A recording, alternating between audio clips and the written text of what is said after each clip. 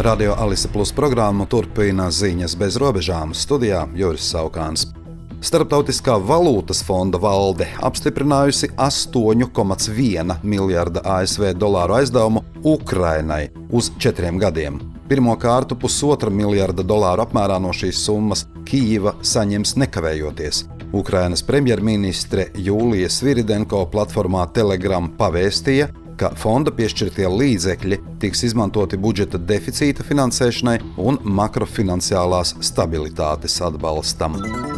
Ķelnes administratīvā tiesa lēma, ka Vācijas konstitūcijas aizsardzības birojs nedrīkst atzīt eiroskeptiķu partiju Alternatīva Vācijai par apstiprinātu labējo ekstrēmistu organizāciju, kamēr nav izskatīta partijas apelācija. Tiesa uzdeva konstitūcijas aizsardzības birojam nogaidīt lietas galīgo rezultātu pirms publicēt savu lēmumu. Kad pagājušajā gadā AfD tika piemērota kategorija no aizdomās turētas labējo ekstrēmistu organizācijas uz apstiprinātu labējo ekstrēmistu organizāciju, tas ļauj veikt pastiprinātus partijas uzraudzības pasākumus. Tiesa gan atzina, esot pamats domāt, ka atsevišķi AfD biedri veikuši darbības, lai apdraudētu Vācijas demokrātisko iekārtu, taču tas nenozīmē, ka visa partija raksturojama kā antikonstitucionāla.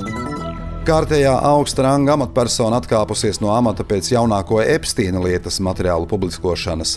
Pasaules ekonomikas fóruma prezidents Berge Brende paziņoja, ka atkāpjas no amata, kad gaismā nāca fakti par viņa saistību ar amerikāņu finansistu un notiesāto dzimumnoziedznieku Džefriju Epsteinu. Bijušais Norvēģijas ārlietu ministrs Brende fórumu vadīja vairāk nekā 8 gadus. Savukārt Eiropas komisija uzdevusi Eiropas krāpšanas apkarošanas birojam izmeklēt bijušā Lielbritānijas vēstnieka Amerikas Savienotajās valstīs Pītera Mandelsona saistību ar Džefriju Epsteinu laikā, kad Mandelsons bija Eiropas Savienības tirdzniecības komisārs.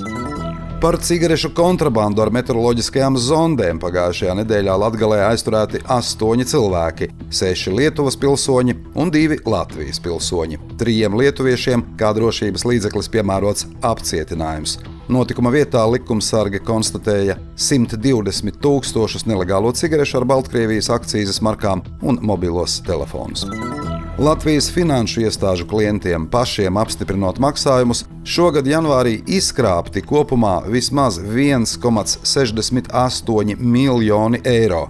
Janvārī īstenoti kopumā 560 krāpšanas gadījumi, aptuveni puse no tiem ir telefona krāpšana, 240 investīciju krāpšanas gadījumi un 47 cita veida krāpšana. Vienlaikus šogad janvārī novērsts 2281 krāpšanas gadījums par kopumā vairāk nekā 2 miljoniem eiro. Februārī valsts policija aizturējusi 10 telefonu krāpnieku atsūtītus naudas mūļus, jeb kurjerus.